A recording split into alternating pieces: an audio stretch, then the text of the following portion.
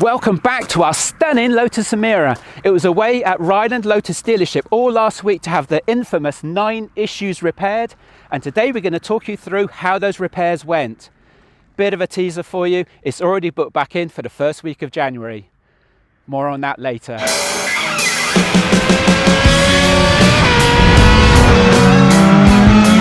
Driving a Lamborghini Miura.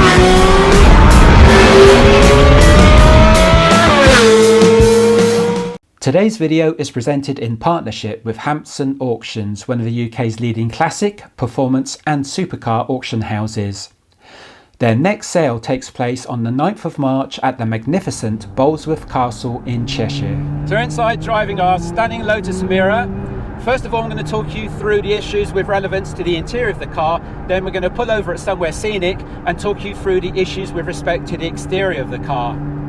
So first of all, the infamous climate control. This was down to the resistor pack failing due to water ingress. They've replaced the resistor pack and it now seems to be working. For sure, the fan is working fine, but there is still a bit of an issue with the climate control. It seems that there may be an issue with one of the sensors because it's not quite using the air conditioning, and the warming, the heating side of it isn't quite working properly, and that could be because of a failing sensor or a sensor not quite working or not being picked up properly. We've spoken to Lotus about this, and I've had one of the Lotus technicians in the car with me who also helped me resolve the problem with regards to the wind noise, and they're going to look into the climate control when the car comes back in the first week of January. So that's the climate control system. It's partly resolved. There still may be an issue. Second, with regards to climate control, was the sticky knobs on the front fascia panel. Lotus have put in a whole new front fascia panel. Reference back to our video where I showed you all the parts laid out at a Lotus dealership at Ryland in Bristol. And this whole new fascia panel has resolved the problem. So no more sticky buttons. So that's lovely, and they're very sweet and nice and smooth now. So that makes a hell of a difference. So that's all resolved now. Moving on to the S.O.S problem. Now the S.O.S problem is reports an error when it cannot see, in effect, the 3GM or the GM network, because it uses a SIM to be able to communicate with the emergency services to be able to ascertain, first of all, if there's reception and if it's connected properly, and of course if you need to make an emergency call, whether it be through one of the buttons on the console panel on the roof, or whether or not it automatically makes an emergency call on your behalf if there's a certain impact that's occurred in the car. Now that error can occur if the car does not see the relevant telecoms network from the car, for example, being in your garage without it having reception, or it can be because the backup 5-volt battery is depleted to some level and that gets charged by you actually driving the car. Again, I'm not going to talk in any great detail about those now. I'd reference you back to my previous videos for more detail on those issues. The fix was to add a firmware update, and that firmware update was to, in effect, rewrite the error, because there is no physical error in what the warning system or what the S.O.S system is providing. There's no physical problem with the S.O.S warning system, or there's no physical problem with the S.O.S system itself. It's a problem with how it warns you, with the warning it provides.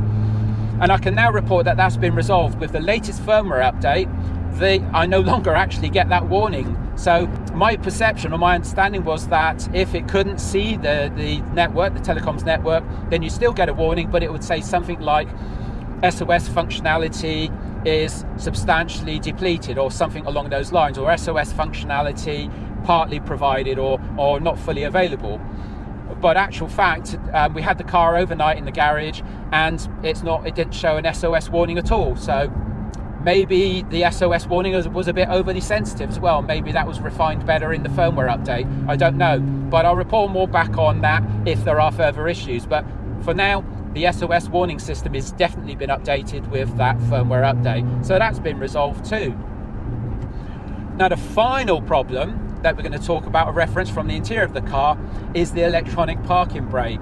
Now electronic parking brake sometimes, very rarely, would hold the car when you're trying to pull away, so much so that the car would stall, and that was due to a configuration change required.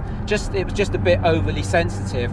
To be able to provide that configuration change, Lotus needed to update the car to the latest firmware to be able to gain access to the interface to make the updates, and they've obviously updated the car with the latest firmware, and they've made those updates to the electronic parking brake, and I won't be able to tell if that problem has been resolved until it doesn't come back. So I may never know it's been fully resolved, because I'll only know if that problem comes back again. Hopefully it won't, so hopefully that has been resolved. I don't notice any difference with how the car pulls away.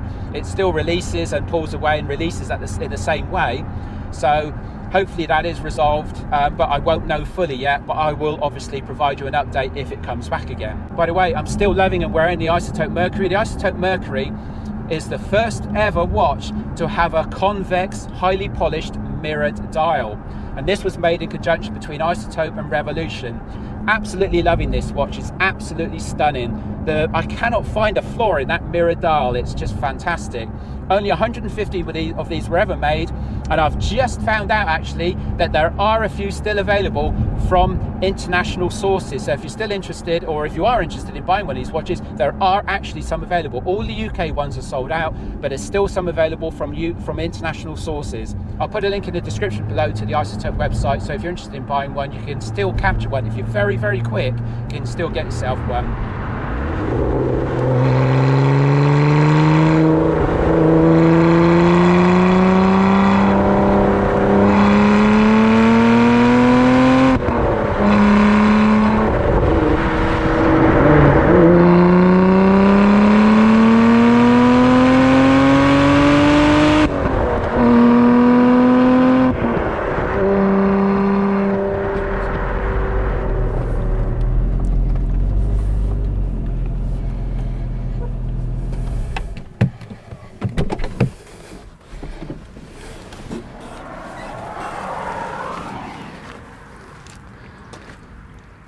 So we've just pulled up to a scenic location, and now I'm going to talk you through how the repairs went on the external issues.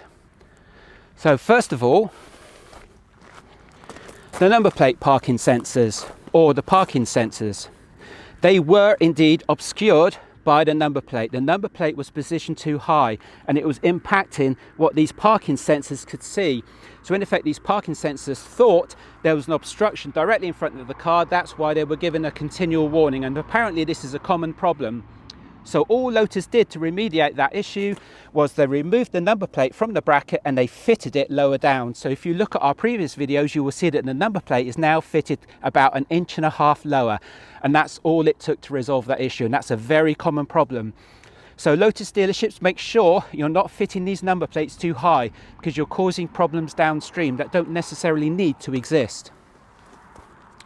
So moving on to the second problem I'm going to talk to you about, and that's the alignment of the door. Remember, we had wind noise which was coming from around this area, and it was very hard to locate. What Lotus were going to do was realign the door. What they thought it located around, where they thought the problem was around the sealing of the glass to this weather strip. So they realigned the glass, but it hasn't actually resolved the problem. More on that later.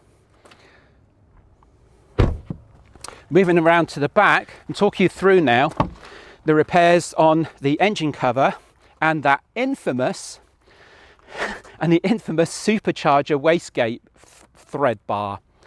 So first of all, a whole new engine cover was fitted. This is a whole new engine cover, and that was to resolve the osmosis, which was an effect or a reaction between the resin or the composite material that's used for these panels and the paintwork, and it caused bubbling on the rear engine cover.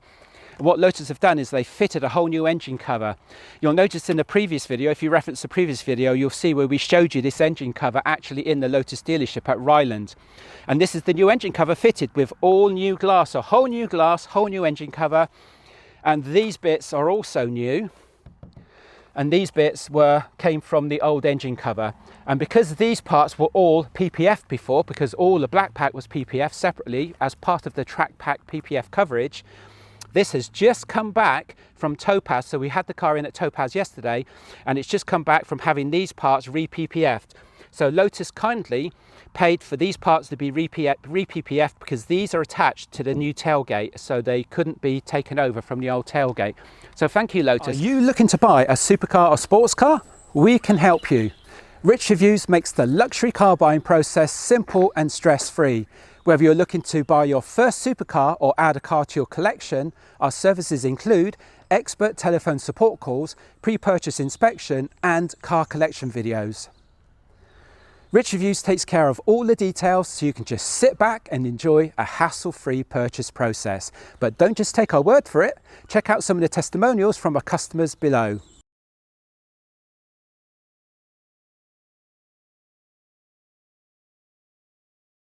Contact us today via the comments below or at the following email address. Thank you for your time. Now moving on to the infamous wastegate supercharger thread bar, which adjusts the starting point for the wastegate valve. And this is the wastegate valve, and this is the infamous thread bar. And that's it, all adjusted up. It took them about, I believe, a half hour or so, or an hour or so to do all in. And most of the time taken was to make sure that the start point was correct for the valve, so adjusting it correctly. It took them probably around minutes to actually take out the old thread bar. So where Lotus said it was going to need a whole new supercharger, Lotus dealership resolved it probably in a matter of minutes, or half an hour or so. So fantastic job. So all that area is all sorted. Engine cover seals nicely, absolutely fantastic. Now moving back on to the last problem I'm going to talk to you about from the outside, which is the windscreen. Now, if you remember, when the windscreen was fitted, it was fractured, and it had a fracture that ran from the top of the windscreen down to where the rear view mirror is connected, and then horizontally across, and that was getting longer. So it was getting to the point where the windscreen was going to be urgently in need of replacement. And that's exactly what happened. As we showed you again when we were at Lotus dealership, when we had all the parts laid out, we showed you where the windscreen was laid out in its original packing box. This is that windscreen fitted to the car. And they've done a brilliant job. The third-party company that Lotus engaged to come in to fit the windscreen has done a fantastic job. No problems whatsoever, no splits, all sealed, no wind noise from that area. So at the moment, that's all fine. So all those issues are fine. Now, with regards to the door sealing, that is one of the issues that the car has to go back in January for, because the wind noise is still evident there somewhere around here. And if I put my hand, when we're driving, this is with the door closed, if I put my hand in this area, it starts to seal out part of the wind noise. So it's obviously around this area, so the door needs pulling in a bit more here, which is exactly what they're going to do. We were with Lotus yesterday, and they kindly put an engineer in the passenger seat of the car while I took the car out for a drive, and they heard the noise and they said, okay, yeah, that's great, we can look more now on how we can seal the door out. And these things happen, at the end of the day, you're not going to get all these things perfect first time. They hadn't heard the door noise before, so they had to go at what they thought was the problem, which they'd noted before on previous cars, and it wasn't the same problem as on this. So this door needs snugging in a bit. And what they did say as well is that to resolve that problem, because it'll pull the door in a bit more in relation to the front wing, they'll probably have to pull the front wing in a little bit as well to make sure that you've got a nice seamless seam, and so that the shut line is correct. And again, very professional outlook. Many other places might try and bodge that, but they're going to make sure that they pull it in so the shut line is correct, which is fantastic. So that's all the issues with regards to the car. Two issues are going to have to be resolved. The door is going to have to be realigned, and the climate control isn't quite right. There's a possibility that there's a sensor failed on the climate control. They're going to look into that when the car comes in to have this door shut line sorted out, which is going to be the first week in January. It's got a draft date in of the first week in January, but that may be adjusted accordingly. So fantastic. Again, thank you very much, Ryland Lotus dealership. They've been absolutely brilliant. And thank you very much, to be fair, to Lotus for providing the parts as well. Once you get Lotus engaged, and once you get past the customer interface at the front end, the back office, if you like, side, so the engineers, the designers, and the people you speak with regards to procuring parts, they're very good. I mean, a whole new engine cover, a whole new glass, sorting out finally the thread bar, after Lotus Rylands got it sorted with them, and a whole new windscreen. and all the other parts that they've resolved with regards to the climate control, whole front fascia, you know, not trying to fiddle and repair the knobs, but they put a whole new front fascia in. I can't fault that, guys. You know, yes, it's been a pain in the ass with all these issues, but I just can't fault how they've remediated it at the end. It's an absolutely brilliant job. You just wouldn't get that with many other major brands. And I think that they've actually done a better job than what some of the big supercar brands would do, to be honest. So I'm really pleased with the work they've done. And yes, the car's got to go back in January, but you can't expect everything to be perfect. This is a new car on the production line, and there's going to be teething problems, and it's always down to how the actual brand resolves those problems. And yes, the customer interface at Lotus has been absolutely abysmal, but Lotus dealership Ryland have been absolutely brilliant. So that's it. That's the update on all our 9 issues. When we get the car back, or before the car goes in January, we'll talk you through how those issues are then resolved, and if there's any more issues, of course, that come to light with the car. But at the moment, everything's great. So we're going to be providing you some great driving videos. We're going to do you also a buyer's guide for the Lotus Emira as well, which is going to be very, very helpful to all people, prospective customers that are going to be looking to buy a Lotus Emira in the future, because we now know this car back to front. So I'm in a great position to provide you guys with a fantastic buyer's guide for this car. So watch out for that buyer's guide.